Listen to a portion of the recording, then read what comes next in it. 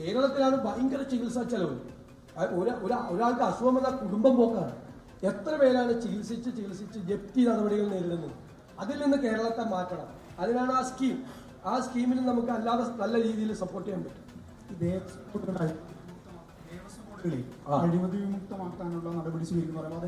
അതിൽ ദേവസ്വം ആക്ടിലും അതിലൊക്കെ മാനുവലിലും എല്ലാം ആവശ്യമായ ഭേദഗതികൾ വരുത്തും. കൂടുതൽ സുതാര്യത ഉറപ്പുവരുത്തും. ദേവസ്വം ബോർഡിന്റെ സ്വയംഭരണ അധികാരത്തിൽ ഇടപെടാതെ തന്നെ ദേവസ്വം ബോർഡിന്റെ പ്രവർത്തനങ്ങളെ നിയന്ത്രിക്കുന്ന നിയമങ്ങളിലും ചട്ടങ്ങളിലും സുതാര്യത ഉറപ്പുവരുത്തുന്ന മാറ്റങ്ങൾ ഉണ്ടാവും. അവിടെ എന്ത് നടന്നാലും അറിയണം. കോടതിയുടെ ഇടപെടലുകൾ ഇത്രയും മാത്രം ഉണ്ടായിട്ട് പോലും ഇത്രയും വലിയ അനുമതി ഇറങ്ങി. നമ്മൾ കുറെ കൂടെ ശ്രദ്ധിക്കണം. താങ്കൾ 5 ലക്ഷം വീടുകൾ നിർമ്മിക്കുമെന്ന് പറഞ്ഞല്ലോ. അപ്പൊ ഈ മുണ്ടക്കൈ വയനാട് മേഖലയിൽ കോൺഗ്രസ് എന്താണ് കണക്കുകൾ ഇപ്പോഴും പുറത്തുവിടാൻ തയ്യാറാണ്? കണക്ക് എപ്പോഴാണ് പുറത്തുവിടുന്നത്? ഒരു പ്രോജക്റ്റിന്റെ കണക്ക് എപ്പോഴാണ് പുറത്തുവിടുന്നത്? ആ പ്രോജക്റ്റ് കംപ്ലീറ്റ് ചെയ്തിട്ട് അല്ലേ? ആ പ്രോജക്റ്റ് കംപ്ലീറ്റ് ചെയ്തിട്ട് ഞങ്ങൾ സ്ഥലം വാങ്ങിച്ചു, പ്രോജക്റ്റ് ഞങ്ങൾ ആരംഭിച്ചു. പ്രോജക്റ്റ് കംപ്ലീറ്റ് ചെയ്യുമ്പോൾ ഞങ്ങൾ ആ കണക്ക് പുറത്തുവിടും. ഇടയ്ക്കിടയ്ക്ക് CPM വന്ന് കണക്ക് ചോദിക്കുമ്പോൾ കണക്ക് കൊടുക്കാൻ എന്താ അവരും വല്ല ഏൽപ്പിച്ചിട്ടുണ്ട്. ഞങ്ങളെ മുഖ്യമന്ത്രി ഞങ്ങളെ വല്ലതും ഏൽപ്പിച്ചിട്ടുണ്ടോ? ഞങ്ങൾക്ക് പൈസ തന്നിട്ടുണ്ടോ വല്ലതും? ഞങ്ങൾ മുഖ്യമന്ത്രിയുടെ കയ്യിലിരിക്കുന്ന ഫണ്ടിലേക്ക് ഞാനടക്കമുള്ള ആളുകൾ ഞങ്ങൾ പൈസ കൊടുത്തിട്ടുണ്ട്. CMDRF ഞങ്ങളടക്കം പൈസ കൊടുത്തിട്ടുണ്ട്. ഞങ്ങളുടെ കയ്യിലേക്ക് മുഖ്യമന്ത്രി ഒന്നും പൈസ തന്നില്ല. ഒരു പ്രോജക്റ്റിന്റെ കണക്ക് അവതരിപ്പിക്കുന്നത് എപ്പോഴാണ്? CPM ചോദിക്കുമ്പോഴാണ് അല്ലല്ലോ. പ്രോജക്റ്റ് തീരുമ്പോൾ കണക്ക് അവതരിപ്പിക്കും. രണ്ടാമത്തെ കാര്യം, 3-4 സ്ഥലത്താണ് രക്തസാക്ഷി ഫണ്ട് തട്ടിപ്പ് നടത്തിയത്.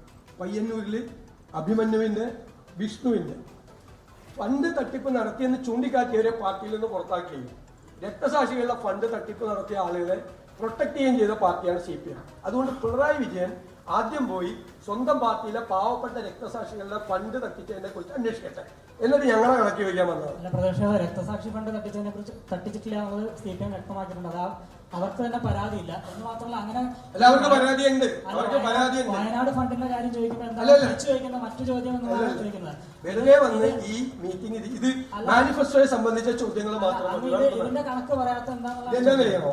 ഈ ദേശാഭിമാനിയും കൈരളിയും കൂടി ഒരു ഗൂഢാലോചന നടത്തിയിട്ട് എന്നെ പ്രകോപിപ്പിച്ച് CM ഇറങ്ങിപ്പോയ പോലെ, മുഖ്യമന്ത്രി ഇറങ്ങിപ്പോയ പോലെ ഞാൻ രൂക്ഷമായി പ്രതികരിച്ചിട്ട് പോകണം.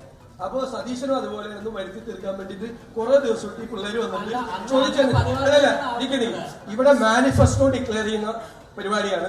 മാനിഫെസ്റ്റോയിൽ ബന്ധപ്പെട്ട ഏത് ചോദ്യം ചോദിക്കാം, അല്ലാത്ത ചോദ്യത്തിനുള്ള മറുപടിയില്ല. നിങ്ങളോട് പറഞ്ഞല്ലോ, നിങ്ങളോട് കൃത്യമായി പറഞ്ഞു. നിങ്ങൾ മൈക്ക് വാങ്ങിച്ചിട്ട് മാനിഫെസ്റ്റോ ഡിക്ലെയർ ചെയ്യുന്ന പദ്ധതിയിൽ മാനിഫെസ്റ്റോയെ കുറിച്ച് സംസാരിക്കും. ഈ സർക്കാർ സ്ഥാപനങ്ങളിൽ വ്യാപകമായിട്ട് കരാർ നിയമനങ്ങൾ നടക്കുന്നുണ്ട്.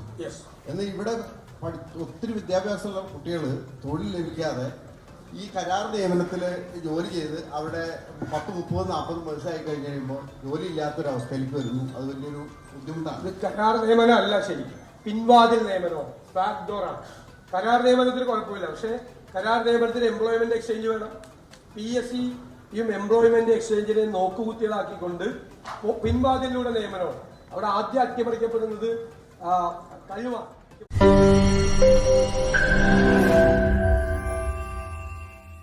ലോകത്തെവിടെയായാലും ഏത് സമയത്തും 24 വാർത്തകളും ഓഗ്മെന്റഡ് റിയാലിറ്റി പാക്കേജുകളും എക്സ്പ്ലെയിനറുകളും വിശദമായി കാണാൻ ഞങ്ങളുടെ YouTube ചാനൽ നിങ്ങൾക്ക് സബ്സ്ക്രൈബ് ചെയ്യാം.